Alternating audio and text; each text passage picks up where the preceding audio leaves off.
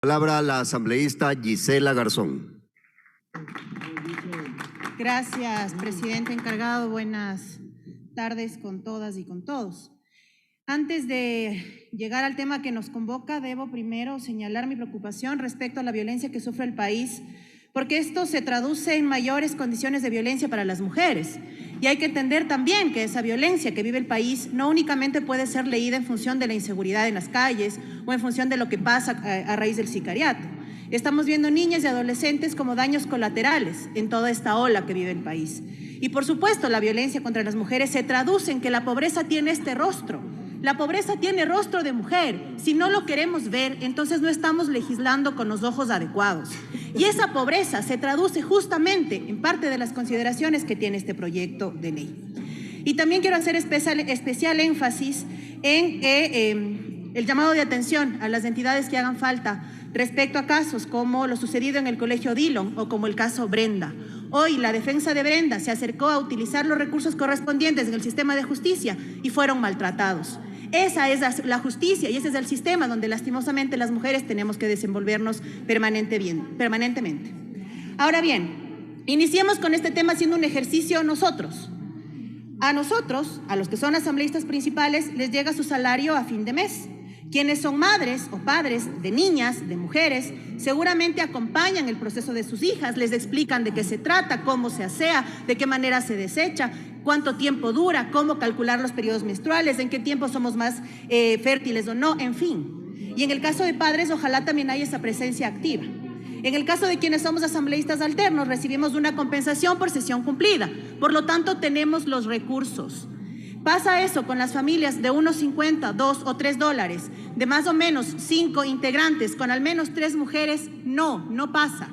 Pasemos por el supermercado ahora y revisemos cuánto cuesta un paquete, el más barato de toallas sanitarias, y vamos a entender que sí, efectivamente, ya no marca impuestos, pero sigue subiendo los costos. Por lo tanto, tampoco se entiende esta discriminación y estas diferencias. Esto no únicamente pasa por una ley que se le ocurrió a una legisladora o que los países están tomando decisiones de locos. Hay estudios y hay temas que reflejan claramente las cifras y eso es importante que lo tengamos en cuenta.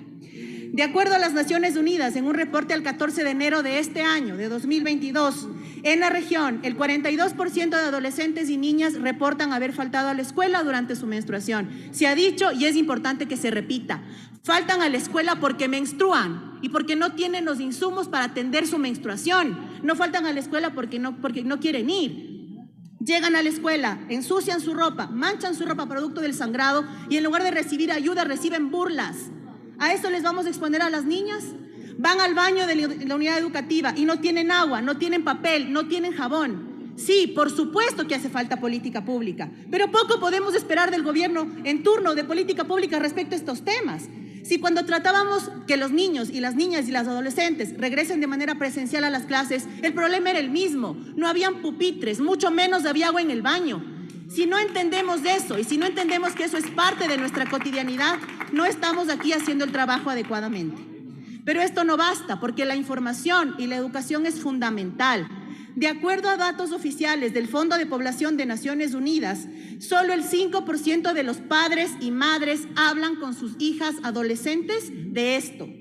El 5%. Si aquí nos parece muy normal porque lo hacemos, porque llevamos ese ejercicio con responsabilidad, pues afuera de esta asamblea eso no sucede. Y además, lo que faltaba es que el personal de salud tampoco abastece, no sirve, no se vuelve un lugar seguro para atender lo que está pasando. Por lo tanto, nuevamente, no se trata únicamente del acceso a determinados productos, se trata de entender que esto es transversal, que hay que verlo desde la pobreza, que hay que verlo desde las condiciones de vida. Y en este país, las condiciones de vida digna siguen siendo un privilegio. Además de eso, y si bien hay normativa respecto al tema del agua potable, un estudio levantado hacia 2018 entre el INEC con el respaldo de la UNICEF se basa en el cumplimiento de los Objetivos de Desarrollo Sostenible y determina que el 30% del país no cuenta con agua segura. Y oh casualidad, ese 30% son zonas pobres, rurales, de costa y de Amazonía. Y aquí hay representantes de zonas rurales, de zonas de costa y de zonas de Amazonía. Y son temas igual de relevantes que los otros que nos preocupan, porque se tratan de derechos y nuevamente repito, de vida digna. Por lo tanto, todo este enfoque desde la desigualdad, desde la falta de acceso a una vida en condiciones adecuadas, se tiene que leer para construir una ley en este sentido. Ahora bien, tengo que sumarme a las observaciones y agradezco que se nos ha dejado este manual aquí junto a nosotros, porque explica con bastante claridad por qué tiene que dejar de hablarse de higiene. La menstruación es un proceso nuestro, de las mujeres, y no es ni sucio, ni malo, ni tiene que ser satanizado, y tiene que llamarse por su nombre. Por lo tanto, le pido al presidente de la comisión y a los integrantes que efectivamente tratemos, como lo ha dicho mi compañera Paola Cabezas, de hablar de gestión para que se entienda en su transversalidad.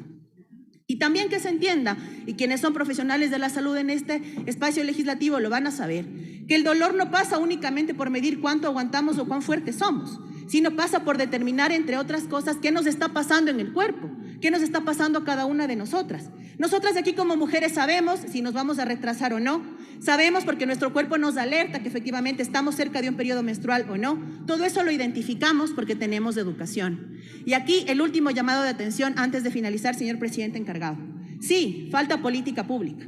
Pero mientras el gobierno esté ausente, ciego, sordo y mudo ante esto que está pasando todos los días, porque ya lo demostró con violencia de género, porque ya lo demostró con violaciones, y ahora veamos cuál es la postura en esta ley. Pero mientras eso siga pasando, aquí no podemos sumarnos a esa complicidad. Si la violencia nos transversaliza y si la violencia es más aguda en los sectores de pobreza y son esas niñas, adolescentes y mujeres pobres quienes más riesgo tienen en este tipo de condiciones o en este momento de su mes, entonces hagamos algo desde acá en la función de nuestras competencias. Pero callarnos sería ser cómplices de ese abandono estatal. Gracias, presidente.